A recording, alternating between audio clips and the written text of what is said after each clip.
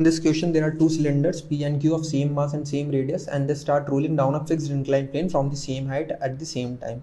Cylinder P has most of its mass concentrated near its surface, while Q has most of its mass concentrated near the axis. Then which statements are correct from here? तो ये cylinder P है बच्चों, इसका maximum mass या surface पे concentrated है, और cylinder Q इसका मैक्सिमम मास या सेंटर पे कंसंट्रेटेड है. बच्चों मुझे पता है moment of inertia is proportional to r square होता है, जहाँ पे आर डिस्टेंस होती है मास की फ्रॉम दी एक्सिस, जहाँ जिसके अबाउट मैं मोमेंट ऑफ इनर्शिया कैलकुलेट कर रहा हूँ. तो अगर मैं सेंटर के अबाउट मोमेंट ऑफ इनर्शिया देखूँ तो बच्चों यहाँ पे मास दूर है और यहाँ मास कम है, तो मुझे पता है मोमेंट ऑफ इनर्शिया Q का क्या होगा, कम हो जाएगा P से, क्योंकि यहाँ पे मास दूरी पे है. तो moment of inertia of P will be greater then Q about it centre. ठीक है. अब बच्चों अगर यहाँ पर देखें अपन, तो ये सिलेंडर यहाँ पे H हाइट से माना मैंने रोल कर रहे हैं दोनों ही, तो फ्रिक्शन पीछे लग रहा होगा, mg साइन थीटा कुछ ऐसे लग रहा होगा, mg कॉस थीटा ऐसे और नॉर्मल ऐसे. तो अगर मैं इस O पॉइंट, कॉन्टेक्ट पॉइंट के अबाउट, यहाँ O पॉइंट के अबाउट टॉर्क लिखूँ, तो फ्रिक्शन नॉर्मल और mg कॉस थीटा का टॉर्क तो जीरो हो जाएगा क्योंकि ये फोर्सेस वहीं से पास कर रहे हैं. mg साइन थीटा का टॉर्क आएगा, वो आएगा mg sine theta into this distance that is r. ठीक है. अब टाउ नॉट को क्या लिख सकता हूँ मैं, आई नॉट इंटू अल्फा. तो I not into alpha this will be equals to mg sine theta into r.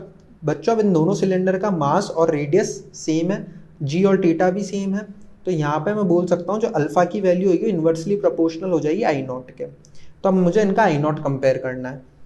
बच्चों अगर पी सिलेंडर का आई नॉट देखूँ, मतलब मैं पॉइंट ऑफ कॉन्टेक्ट के अबाउट मोमेंट ऑफ इनर्शिया देखूँ, तो वो हो जाएगा इसके सेंटर के about that is I p plus m into distance between centre and the point of contact that is r, radius m r square.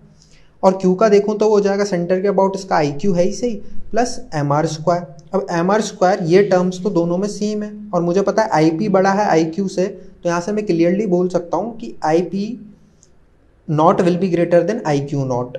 तो अगर moment of inertia p cylinder का O के अबाउट ज़्यादा है Q से, तो मैं यहाँ से देख सकता हूँ जिसका मोमेंट ऑफ इनर्शिया ज़्यादा होगा उसका अल्फा कम होएगा, तो अल्फा P का कम हो जाएगा Q से.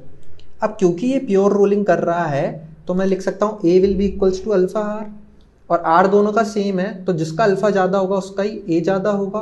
तो यहाँ से मैं लिख सकता हूँ acceleration of P will be less than acceleration of Q, क्योंकि अल्फा P का छोटा है Q से. अब बच्चों देखो अगर ये सेम हाइट से छोड़े गए H हाइट से, तो ये डिस्टेंस भी सेम होगी जो कि हो जाएगी H बाय साइन थीटा. ठीक है, जिसको मैंने S माना है.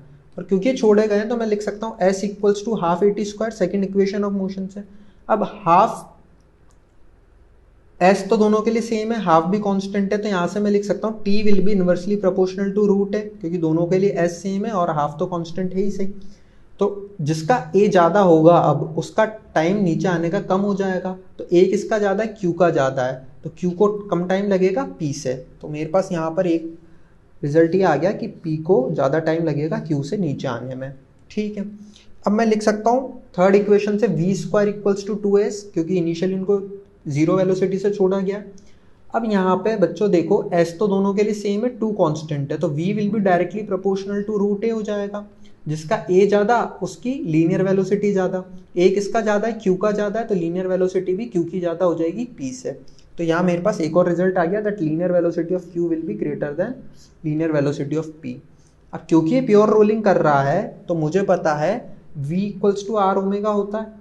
अब दोनों का r तो सेम है, तो जिसका v ज़्यादा होगा उसका ही ओमेगा ज़्यादा होगा. v किसका ज़्यादा है, q का ज़्यादा है, तो ओमेगा भी q का ज़्यादा होगा. तो यहाँ मेरे पास एक और रिजल्ट आ गया that omega of q will be greater than omega of p. अब अपन ऑप्शंस पे चलते हैं. पहले मैं बोला both cylinder P and Q reaches the ground at the same time. गलत. अपन देख सकते हैं P वाला लेट पहुंच रहा है और Q वाला जल्दी पहुंच रहा है, तो ए ऑप्शन तो गलत हो गया. Cylinder P has larger acceleration than cylinder Q. अगर आप यहाँ से देखोगे तो सिलेंडर P का एक्सेलरेशन कम है Q से, तो ये ऑप्शन भी गलत हो गया. सीमा बोल रहा है both cylinder reaches the ground with the same transitional kinetic energy. बच्चों ट्रांजिशनल काइनेटिक एनर्जी क्या लिख सकता हूँ मैं, इनकी लिख सकता हूँ half m into v square. अब मास तो दोनों का सेम है तो केवल v पे डिपेंड करेगा. अब मैं देख सकता हूँ कि velocity of q is greater than velocity of p, तो यहाँ पे ट्रांजिशनल काइनेटिक एनर्जी q की ज़्यादा होगी p से, तो C भी गलत हो गया. ग्राउंड पे पहुंचने पे ट्रांजिशनल काइनेटिक एनर्जी किसकी ज़्यादा होगी, Q की ज़्यादा होगी. और डी में बोल रहा है cylinder Q reaches the ground with larger angular velocity.